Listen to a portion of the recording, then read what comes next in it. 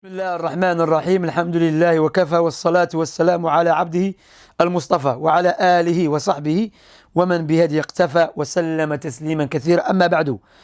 So tonight we're going to speak about the nullifiers of al-wudu. Again, we're going through the kitab of Imam Abdul bin Baz. May Allah have mercy upon him. So there are 6 ways in which one's ablution becomes nullified. So there are 6 nullifiers of al-wudu. The first one, anything that comes out of the 2 passages. Anything that comes out from the 2 passages. A second, any impurity that comes out of one's body excessively. When one loses consciousness during sleep or otherwise. When one touches his private parts directly with his hand without a barrier separating the 2. So he mentions here a private part regarding the front or the one in the back. Eating the meat of a camel. The last one, apostasy 𝐦𝐤𝐤𝐵. We seek refuge in Allah from that. So these are the 6 nullifiers of al-wudu. The first one, but before that, let's go to Sheikh mention something which is very important. He mentions important notes. It is true that when you wash the body of a dead person, your wudu is not nullified. It's not nullified because there is no proof to the contrary. This is the view of most scholars. But if your hand touches his private part without a barrier between the 2, such as a cloth, you must perform wudu again. Likewise, similarly, touching a woman doesn't nullify wudu, regardless of whether it was accompanied by a desire or not, according to the most correct view of the scholars, as long as nothing is emitted from the 2. So because some people, they believe that if you touch your wife, that nullify your wudu. That is incorrect. That is incorrect because of the hadith of Aisha, may Allah please with her. She said the Prophet ﷺ sometimes used to kiss her and go to pray directly without making any wudu. Alayhi salatu wassalam. So, except if you touch your wife with desires and something comes out, then you have to wash. Is it from the 2 scholarly opinion in this issue? So Imam Prophet kissed some of his wives and then he would go for prayer without making ablution. The scholars who are of the other opinion refer to this verse, أَوْ لَامَسْتُمُ النِّسَاءِ. Or if you, I don't want to go to detailed different opinions, because as we have mentioned many times, Miran wa Tikrara, over and over again, these classes and these lectures for the awam, for the layman. So we don't want to cause confusion.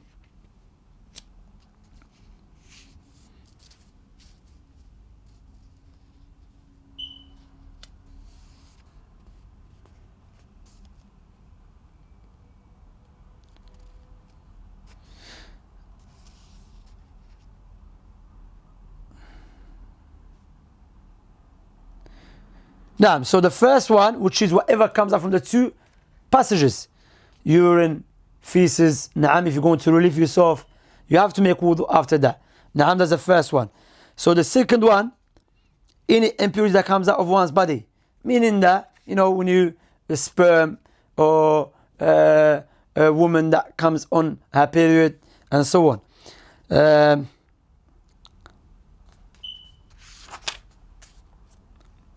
The third one, when you faint or deep sleep. And faint and deep sleep, as Imam Al-Albani mentioned, the reason that breaks your wudu, because you don't know what happened to you during that time. Maybe you pass wind, because passing winds breaks your wudu. Passing winds breaks your wudu. And we have spoke previously about if someone has a condition that cannot control himself, always passes winds, then we have mentioned that you make wudu once for every prayer. And this is from the mercy of the Sharia al-Muhammadiyah.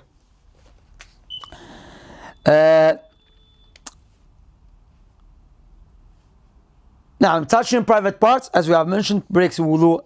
Eating meat of a camel breaks wudu. So the camel meat breaks wudu, as the Messenger of Allah said. And sometimes people ask why. Remember, my brothers and my sisters, may Allah bless you all. When we come across something that you think, why this, why that? Remember the foundation that Allah subhanahu wa ta'ala is all Al-Hakim, Al-Alim. So we don't worship Allah subhanahu wa ta'ala based upon why this, why that. We worship Allah subhanahu wa ta'ala because we know Allah is the Al-Khaliq, Al-Hakim, Al-Alim.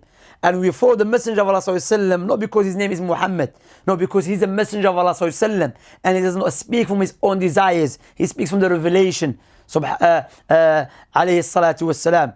And Allah subhanahu wa ta'ala revealed to him the legislation.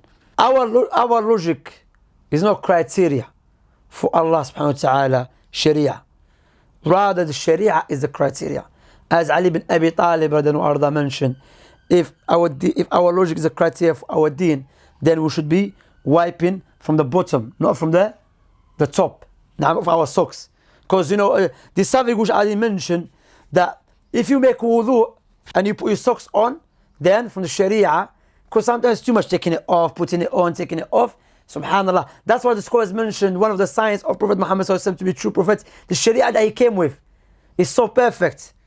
Subhanallah. So you don't have to take off your socks, you just wipe over them.